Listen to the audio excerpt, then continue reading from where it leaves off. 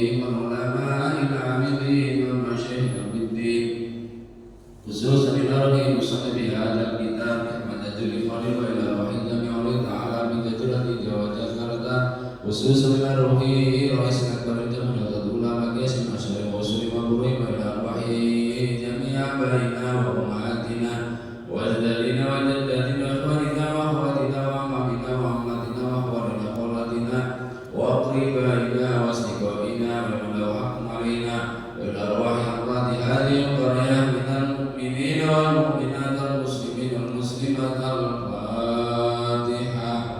أعوذ بالله من الشيطان الرجيم. بسم الله الرحمن الرحيم. الحمد لله رب العالمين الرحمن الرحيم مالك يوم الدين إياك نعبد وإياك نستعين اهدنا الصراط المستقيم صراط الذين أنعمت عليهم غير المغضوب عليهم ولا الضالين آمين. Bismillahirrahmanirrahim. Alhamdulillah rabbil alamin wa bihi nasta'in ala umuri dunya waddin.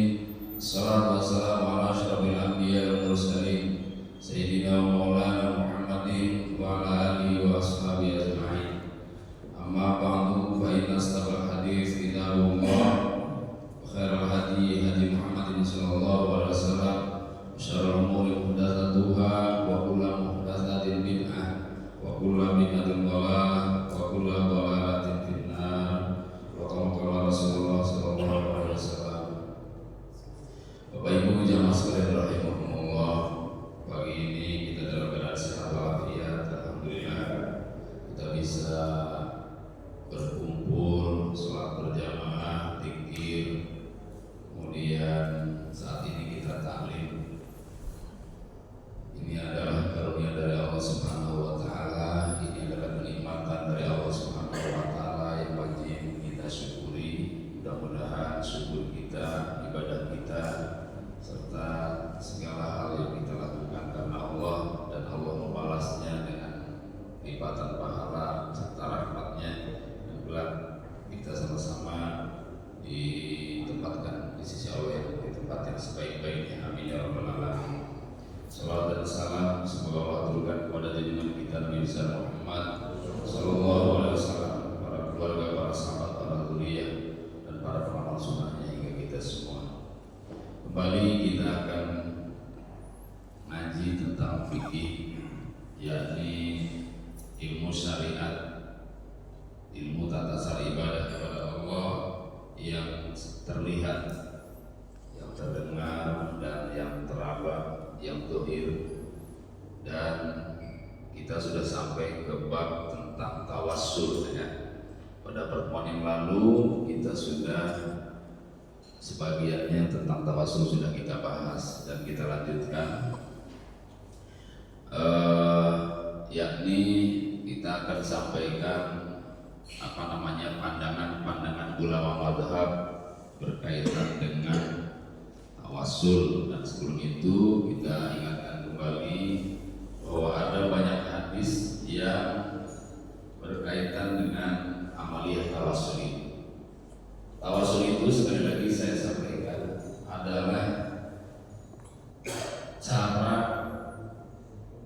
berdoa kepada Allah dengan menggunakan wasilah kebesaran nama-nama Allah, lalu kemudian kebesaran Nabi Muhammad SAW, dan juga kebesaran nama-nama orang-orang yang menjadi kekasih-kekasihnya. Ya, itu diantaranya. Ada lagi yang menggunakan amal-amal soleh, itu juga masih dalam ruang lingkup tawassul. Jadi tawassul adalah memanjatkan segala hajat kepada Allah atau doa kepada Allah dengan cara menggunakan nama-nama kebesaran lain. Baik kebesaran itu berupa amal soleh, kemudian atau kebesaran Nabi Muhammad, atau juga kebesaran orang-orang yang menjadi kekasih-kekasih Allah Subhanahu wa taala. Halaman 80 Allah Subhanahu wa taala di sini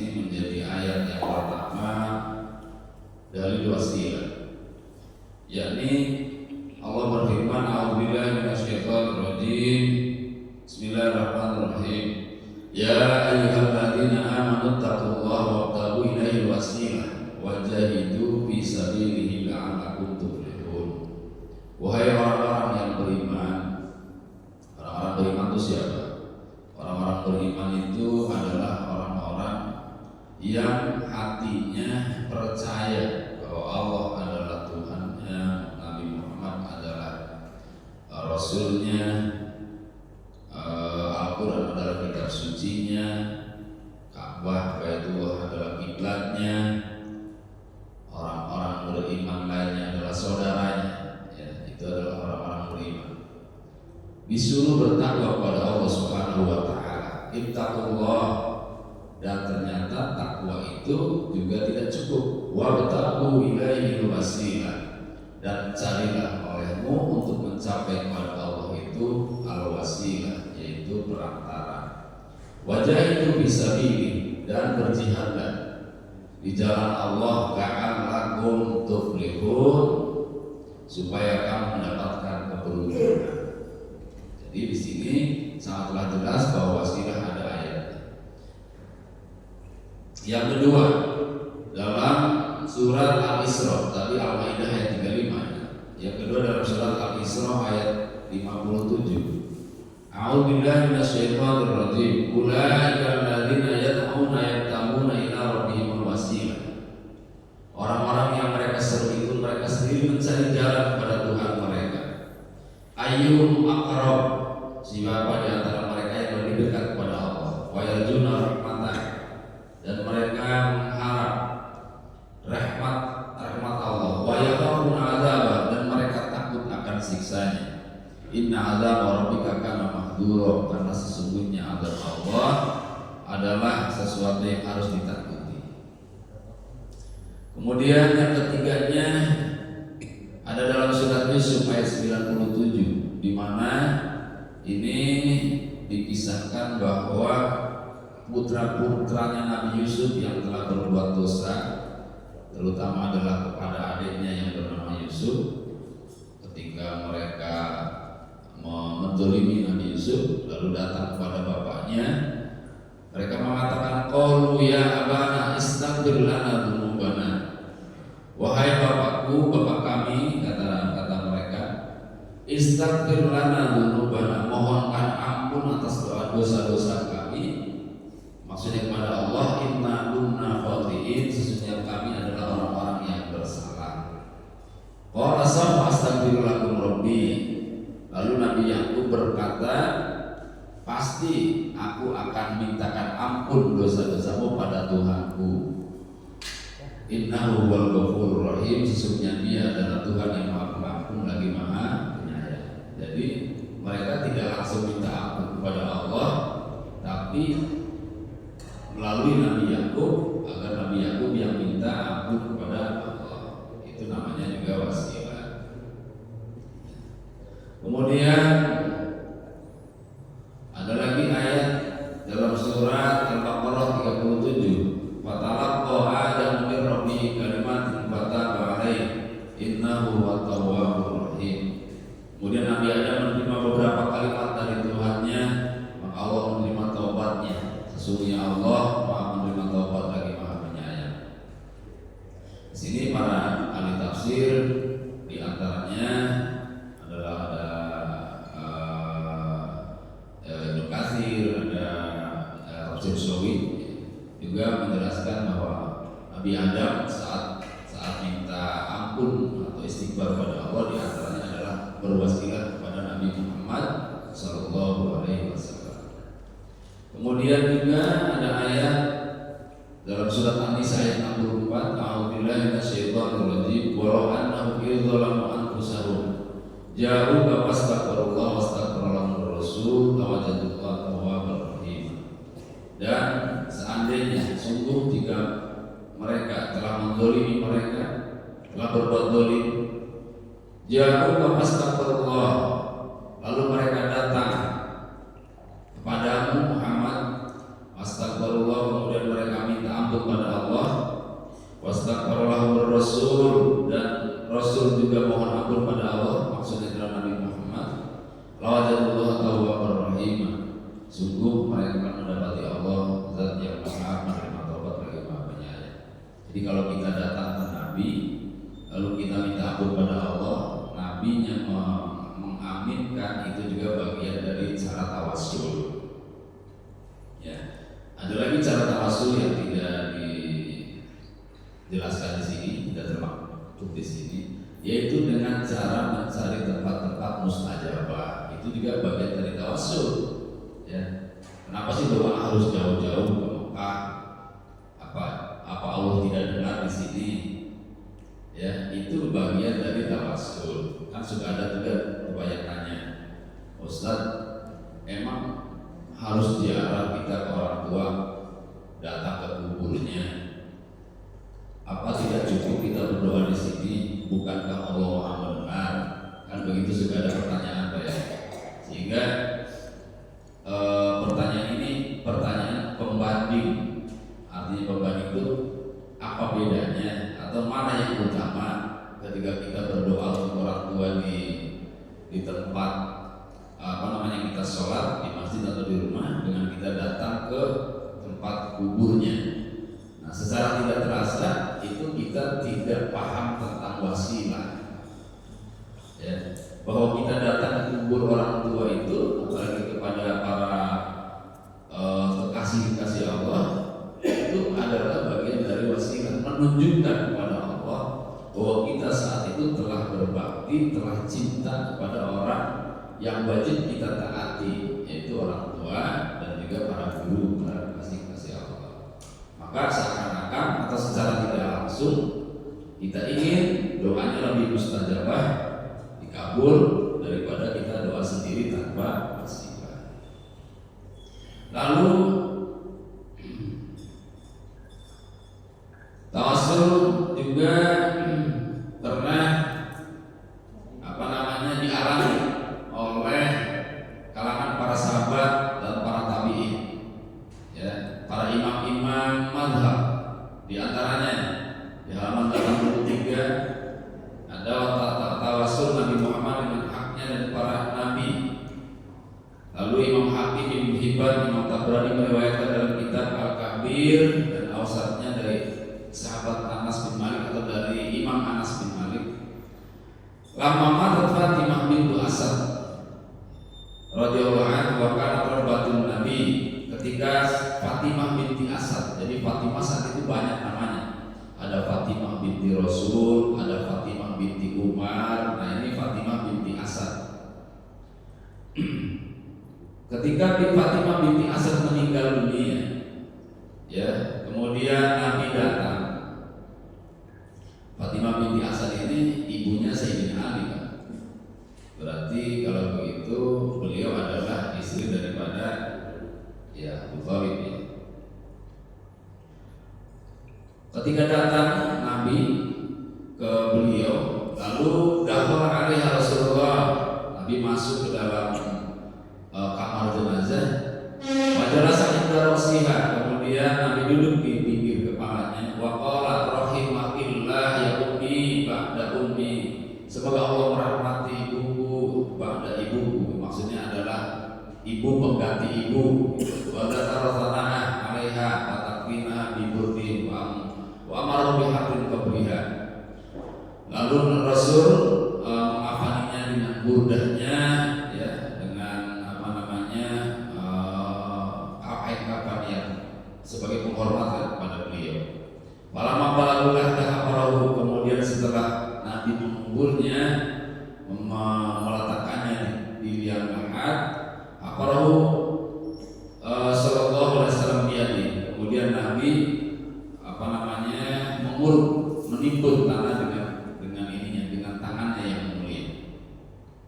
Wa akhrajat rabbiyati falamma qarada ala sallallahu alaihi wasallam fataja bi qala Allahul ladzi yuhyi wa yumiitu wa huwa hayyun la yamut ikfir li ummi Fatimah binti Asad. Lalu setelah Fatimah binti Asad itu dikubur, lalu Nabi berdoa di atas kuburnya, ya. Nah, itu juga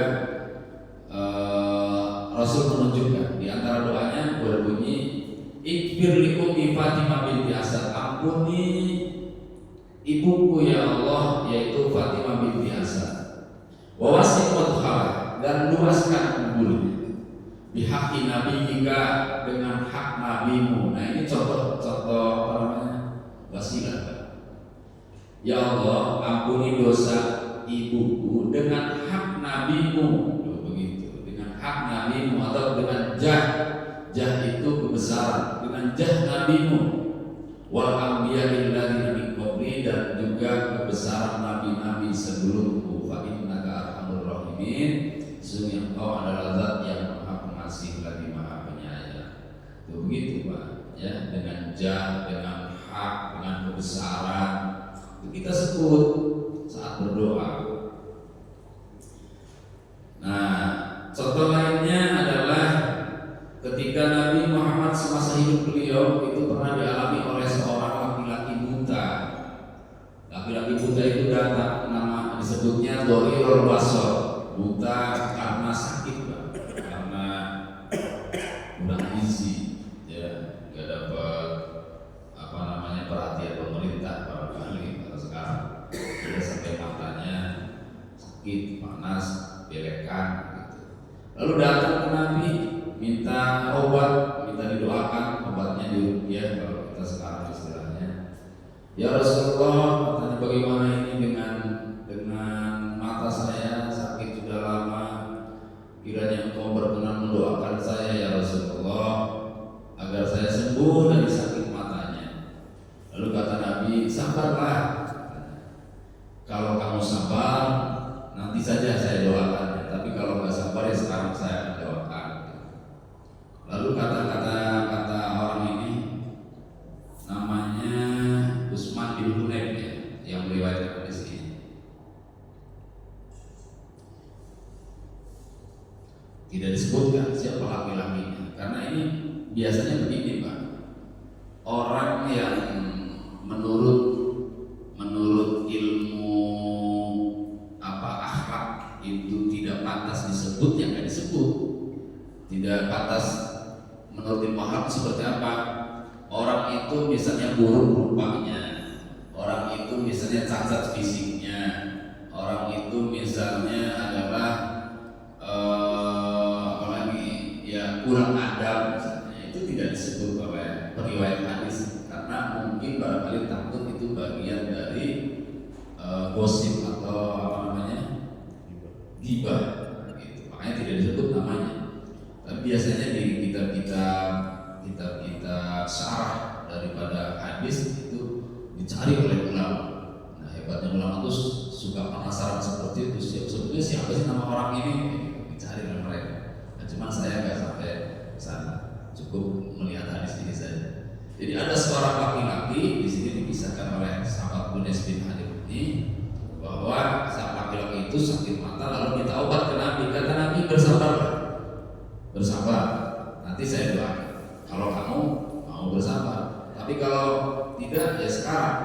Kata Nabi, sekarang kamu ambil wudhu, ya kata Nabi. Baguskan wudhumu, lalu sholat 2 rakaat. Ini nanti ada yang niru, itu sahabat setelah Nabinya wafat. Begini kalimatnya. Setelah itu lalu berdoa. Setelah sholat berdoa, Allahumma inni as'aluka. Kalau bisa dihafal, ditulis dihafal.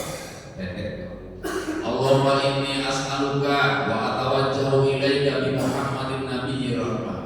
Ya Allah, aku mohon kepadamu, aku minta kepadamu, dan aku menghadapkan wajahku kepadamu dengan jahnya Nabi Muhammad sallallahu alaihi wasallam. Begitu. Yang sangat pengasih. Lalu ucapkan, ya Muhammad, wahai Muhammad, inni atawajjahu bika, aku menghadapkan dengan jahmu kepada Tuhanmu, ila rabbi fi hajati hadhihi ridha, yaitu dengan maksud adalah mengadukan hajatku ini, maka kabulkan hajatku. Kabulkan hajatku ya Allah. Allahumma fasyafi'u fi, ya Allah terimalah syafaat, terimakan syafaatnya kepadaku. Loh begitu. Jadi kalau bahasa bebasnya dibilang nggak harus bahasa Arab sih, kalau doa dengan Allah kan harus bahasa Arab. Doa dengan bahasa Indonesia juga sah. Ya Allah, misalnya begini kalimatnya. Ya Allah, Aku mohon kepadamu ya Allah dengan kebesaran Nabi-Mu yang sangat mengasihi kepada umatnya, yang sangat menyayang, yang begitu perhatian. Disebut kebaikan-kebaikan Nabi-Nya, yang begitu sabar, yang begitu telaten, sehingga kami mendapatkan hidayah darimu karena wasilah perjuangan beliau. Kiranya Engkau kabulkan doa kami karena kebesaran beliau ya Allah, katanya. Ya Rasulullah, ya Muhammad. Nah, disebut juga nama nabinya. Aku menghadap wajahku ini kepada Allah, kiranya Engkau bantu agar Allah mengabulkan hajatku dengan kebesaranmu, maka berilah syafaat kepadaku. Nah, begitu cara wasilah di antaranya seperti itu. Bahasa bebasnya silakan berkreasi sendiri dengan model pantun atau model syair. Itu kreatif tuh para ulama tuh, suka membuat syair-syair dengan pujian-pujian seperti Imam Syafi'i. Banyak syairnya, Pak. Sebelum meninggal beliau mewariskan, yang meninggalkan syair-syair yang luar biasa. Itu diantara contohnya lagi, sehingga kita nanti bisa menyimpulkan, Pak, tawasul yang benar seperti apa. Tawasul itu boleh apa tidak, silahkan simpulkan sendiri. Nah, contoh lainnya, tawasul kepada Nabi Muhammad setelah wafat beliau. Ini Imam Baihaqi meriwayatkan dalam kitab Dalail Nubuwahnya dengan isnad sahih dari Utsman bin Hunayf lagi, ya. Utsman bin Hunayf ini banyak juga meriwayatkan hadis tentang tawasul, di mana laki-laki datang menghadap beliau menyampaikan hajatnya, namun Utsman tidak menghiraukan kehadirannya, lalu mengadu kepada Utsman bin Hunayf. Maksudnya ini, sama-sama Utsman, waktu itu ada orang mengadu hajat kepada Utsman bin Affan, lalu Utsman bin Affan menghiraukan, lalu datang lagi ke Utsman bin Hunayf. Jadi ternyata, Pak, kalau kita analisa bahwa nama orang Arab itu banyak yang sama, tapi begitu pakai bin beda. Ya, kayak nama Habib lah sekarang lah, Bapak cari Habib Ali, pasti tanya Ali bin siapa, gitu ya. Nah, sama dengan bin Utsman bin Hunayf, Utsman bin Maz'un, ada yang kita kenalkan Utsman bin Affan. Nah, Utsman bin Hunayf ini menyaksikan benar waktu Nabi didatangi seorang laki-laki yang buta karena sakit itu. Lalu kemudian ada kasus setelah Nabi wafat, di mana ada orang juga datang ke sahabat Utsman bin Affan selaku khalifah untuk membantu doanya, hajatnya dikabulkan oleh Allah. Tapi saat itu Utsman bin Affan menghiraukan, mungkin karena sibuk, ya, bukan bahasanya bukan menghiraukan, belum sempat dibantu, mungkin karena khalifah itu kan sibuk, Pak. Lalu datang ke Utsman bin Hunayf. Utsman bin Hunayf begini, kata Utsman bin Hunayf, menyarankan kepada orang yang datang itu, iktilni doa wa tawaddu tsumma masjid fasali tsumma qulillahumma inni as'aluka, dan seterusnya. Kata beliau, wudu yang baik. Saran saya, kamu berwudu yang baik, wudunya jangan cepat-cepat, jangan asal-asalan, lalu masuk masjid atau masuk tempat sholat, lalu sholatlah, ya, fasoli tsumma qul, kemudian berdoa. Begini doanya, kata Utsman bin Hunayf setelah beliau mendengar Nabi memberikan atau mengijazahkan doa kepada seorang laki-laki dharirul basar. Allahumma inni atawassalu, Allahumma inni as'aluka wa tawajjahu ilaika bi Muhammadin nabiyir rahmah. Ya Allah, aku mohon kepadamu dan aku hadapkan wajahku ini kepadamu dengan jahnya Nabi Muhammad yang rahmah, yang pengasih. Lalu ya Muhammad, disebut kepada nabinya sudah tidak ada, Pak. Bukan minta kepada nabinya, tapi agar nabi mendengar suaranya. Kalau dalam ini adab berdoa, makanya yang baik itu sholawat dulu sebetulnya, Pak. Bismillah, hamdalah, lalu sholawat. Bismillahirrahmanirrahim, alhamdulillahirabbil alamin, wassalatu wassalamu ala sayyidina Muhammadin. Lalu doa, Allahumma inni as'aluka wa atawajjahu ilaika bi Muhammadin nabiyyir rahmah. Inni atawajjahu bika, aku menghadapkan wajahku dengan namamu ya Muhammad, ila kepada Tuhan. Litubdo hajati, agar engkau juga membantu doa agar Allah mengabulkan hajat. Watadul hajatan, lalu sebutkan hajat, kata Utsman bin Hunain. Kurang lebih begitu Pak, panjang ya ininya, redaksinya. Nah, kemudian singkatnya seseorang ini lalu dikabulkan hajat. Kalau ulama-ulama Jawa Pak, ya, sering juga istighosah. Istighosah itu karena Nabi juga pernah mencontohkan istighosah. Istighosah itu minta kepada Allah ya, dengan panjatan doa yang agak banyak kan, menyebut-nyebut kebaikan, sifat-sifat mulianya, juga zikir-zikir, dan terakhir tutup dengan doa. Itu diantaranya ada yang mengamalkan sholawat nariyah yang menurut sebagian saudara kita kemudian dibid'ahkan, karena memang Nabi juga tidak mengajarkan sholawat nariyah, hanya pantas-pantas saja kalau mereka membid'ahkan. Ada yang sampai kemudian menemukan atau mendapati hajatnya cepat dikabul dengan sholawat itu, sehingga mereka banyak yang menyarankan kalau punya hajat banyak, perbanyak baca sholawat nariyah, gitu katanya.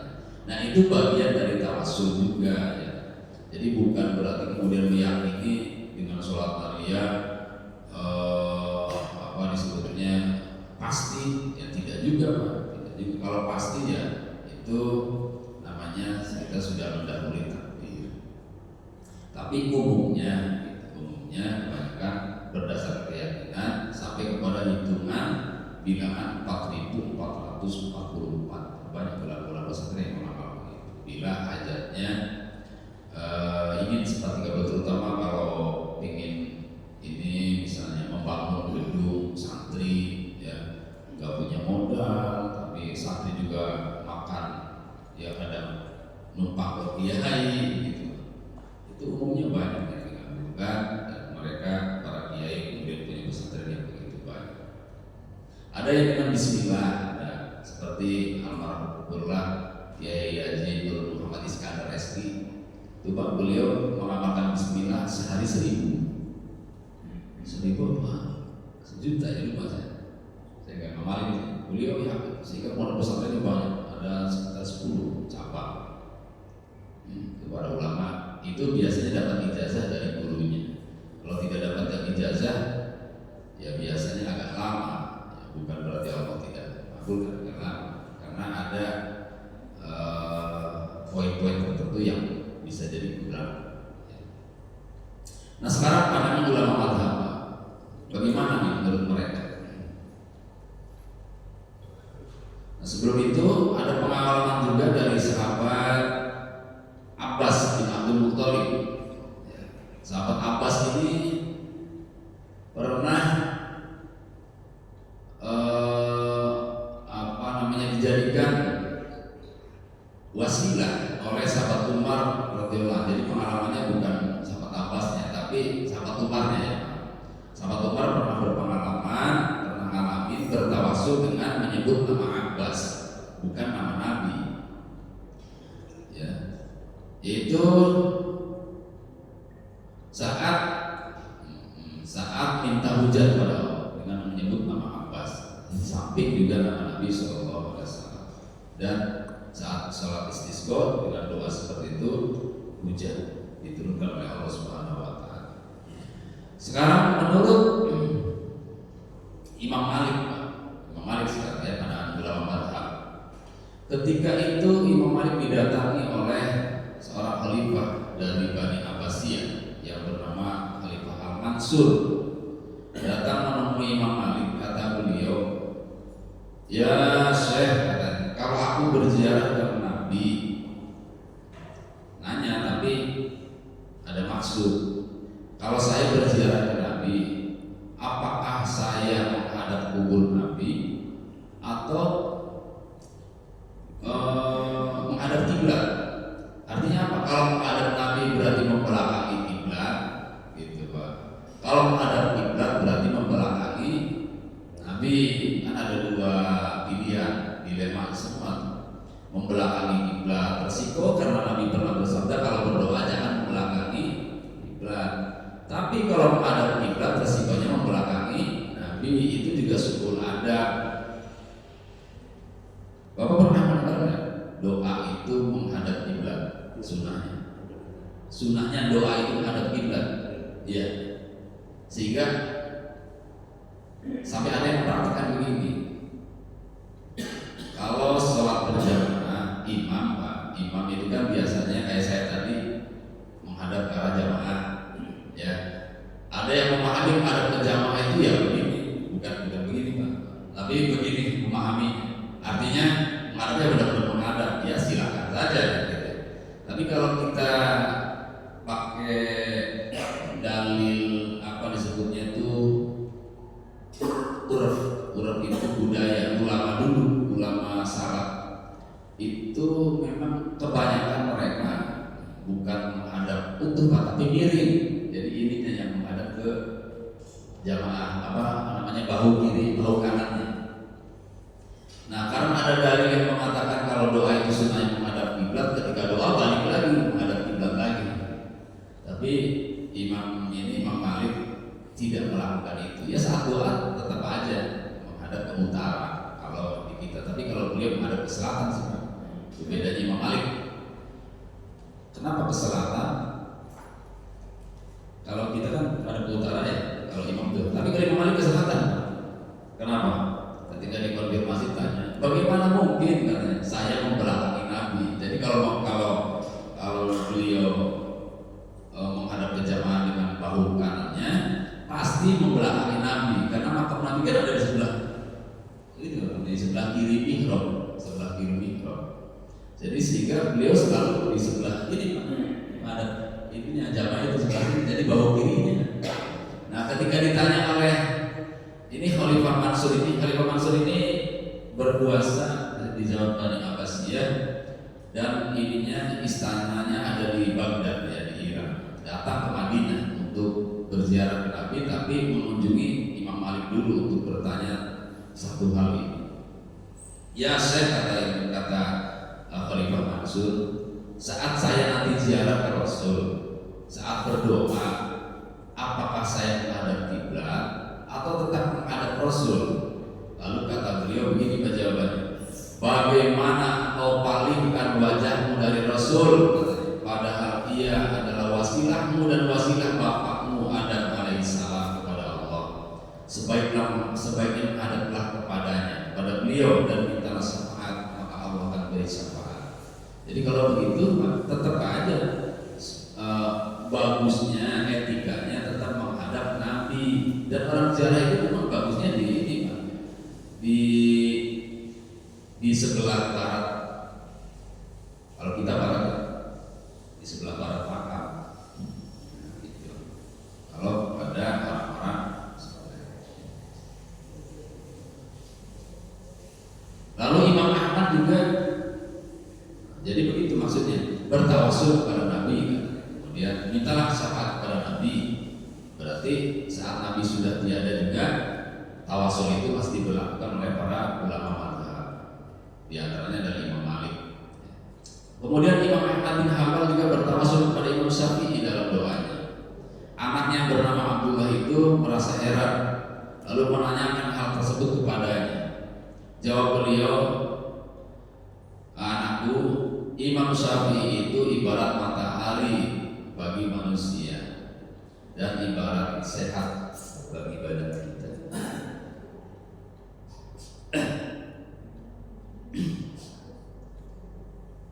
Jadi maksudnya Imam Syafi'i itu orang soleh, kekasih Allah. Gak apa-apa doa kepada Allah, minta agar Allah mengabulkan dengan kebesaran Imam Syafi'i. Gitu. Tapi kita harus kenal. Kalau nggak kenal nggak bakal nyambung hatinya. Ya, kita harus kenal. Kalau mau berwasilah harus kenal. Kecuali kepada Nabi. Kalau Nabi mah nggak kenal, maksudnya kenal pun dekat. Allah bukan melihat kitanya, tapi melihat Nabinya. Sebut saja kebesaran. Tapi kalau mau memakai kebesaran waliullah seperti Imam Madhab, ya, Imam Aqidah, misalnya Syekh Abdul Qadir Jailani, kita sebaiknya kenal beliau siapa, dakwahnya di mana, bagaimana dakwah beliau, bagaimana umat mencintai beliau. Imam Syafi'i itu kan itu luar biasa, mazhabnya paling berkah, paling banyak pengikutnya kalau dibandingkan dengan mazhab Malik, mazhab Hambal, itu paling banyak ya, mazhab Syafi'i. Sehingga saat itu saja sudah ada yang bertanya kepada beliau. Yang nanya itu begini pertanyaannya, Syekh, kenapa katanya ilmu Anda berkah sekali? Orang-orang itu banyak yang disebutnya kalau kita bereferensi, kalau dalam buku, kalau masih hidupnya menggunakan fatwanya. Lalu kata beliau, saya mengikuti guru saya. Guru Anda siapa? Guru saya adalah sahabat Ibnu Umar. Apa yang Anda ikuti dari beliau?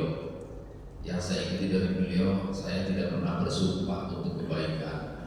Itu yang beliau ucapkan seperti itu. Berkah diantaranya adalah karena mengikuti salah seorang gurunya. Nah, kita kalau ingin berkah ya bisa juga mencontoh begitu. Yang berkah ikuti amalan siapa. Ya. Kalau kepada Nabi, ya memang kepada Nabi, tapi kalau kita terlalu tinggi gitu ya. Mengikuti ulama saja berat, apalagi mengikuti Nabi. Tapi muaranya tetap Nabi Sallallahu Alaihi Wasallam. Nah, adapun menurut Imam Ibnu Taimiyah sekarang, ya, beliau memperbolehkan tawasul kepada Nabi tanpa membedakan semasa hidup dan semasa wafatnya. Jadi hidup dan wafat kata beliau sama saja kalau kita berwasilah kepada Nabi Sallallahu Alaihi Wasallam. Maka kata beliau boleh hukumnya bertawasul kepada Nabi dalam doa, ya, baik itu dalam ketika sahabat menyaksikan Nabi masih hidup maupun saat ini kita berdoa saat Nabi sudah tiada. Ya, sama kalimatnya, Allahumma inni as'aluka wa tawassalu ilaika bi nabiyyika Muhammadin nabiyir rahmah, ya Muhammad inni atawajjahu bika ila rabbi fi hajati hadirin Allahumma shalli fi inda. Nah, itulah beberapa pandangan ulama mazhab. Jadi Imam Malik, Imam Ahmad, Imam Syafi'i, ya, itu selalu sering saat berdoa menggunakan metode tawassul, baik soal doanya sendiri maupun berjamaah. Nah, yang terakhir dari bab ini, nanti kita pada bulan yang akan datang sudah masuk bab zakat, ya. Yang terakhir dari bab ini adalah permasalahan meletakkan karangan bunga di atas kuburan. Bapak dan Ibu, saudara sekalian, ini juga bagian dari wasilah, karena dimasukkan ke dalam bab wasilah. Ada sebuah hadis, yang hadis itu adalah disebutnya termasuk hadis qauli dan juga hadis fikih. Di antaranya Nabi pernah jalan melewati kuburan lalu berhenti. Saat berhenti, seorang sahabat bertanya, kenapa berhenti ya Rasulullah? Sebentar, katanya, saya dengar ada 2 orang yang sedang disiksa dalam kubur. Oh iya, Nabi bisa diberi pengetahuan seperti itu oleh Allah. Diberi pengetahuan gaib. Dengan pengetahuan gaibnya bisa melihat, bisa mendengar sesuatu yang gaib. Bahkan Nabi pernah mendengar, kalau minta ya dikabul oleh Allah. Gak minta saja dikabul. Pernah mendengar suara ini, pena di lauh mahfud yang sedang menulis, gitu. Pernah dengar. Itu namanya mukjizat. Ya, tidak setiap saat. Kalau mukjizat itu tidak bisa dipamer-pamerkan kecuali dengan sesuai kebutuhan. Nah, mendengar itu, lalu Nabi kemudian cari pelapa kurma. Ada pelapa kurma lalu dibelah 2. Ya, kalau sekarang mungkin kayak ini pakai bambu, orang kalau belah bambu kan satu diinjek, satu diangkat ke atas, ya begitu. Lalu yang sebelah diletakkan di satu kuburan, yang satu lagi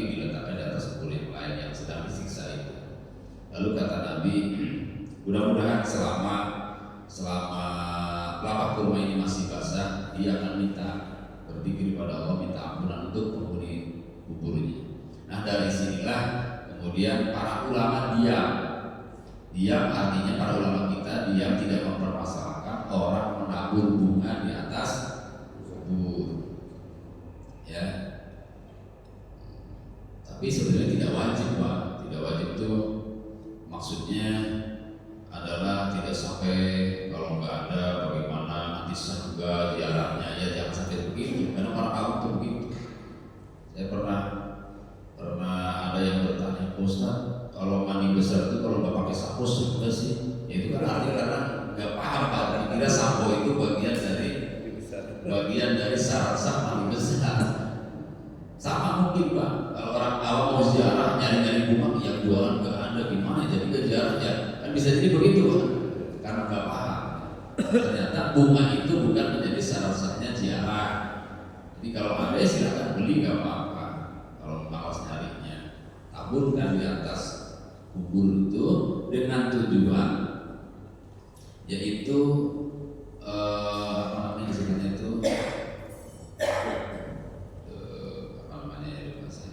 menyamakan hukum tuh, Pak. Menyamakan hukum namanya apa dalam istilah fikih? Seperti hukum kerbau pada sapi, sehingga analogi bisa kias, saya mau kias dulu, mengkiaskan kepada perbuatan Nabi, ya. Nggak harus nyari kelapa kurma, dan dipahami oleh para ulama tidak harus kelapa kurma. Jadi sesuatu yang basah dari bagian pepohonan, apakah batangnya, rantingnya, atau bunganya, atau daunnya, itu mereka berzikir semua kepada Allah.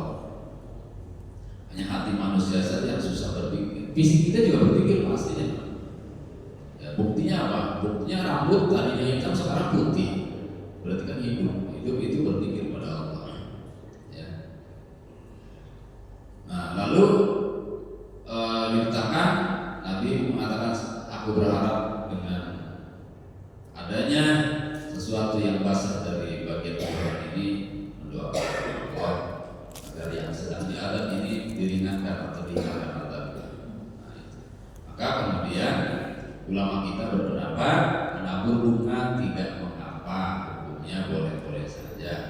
Ya, bagi yang tahu kiasnya itu menjadi sunnah. Ya. Nah, itu saja barangkali hal yang berkaitan dengan tawasul. Untuk melengkapinya barangkali ada yang mau tanyakan, silakan.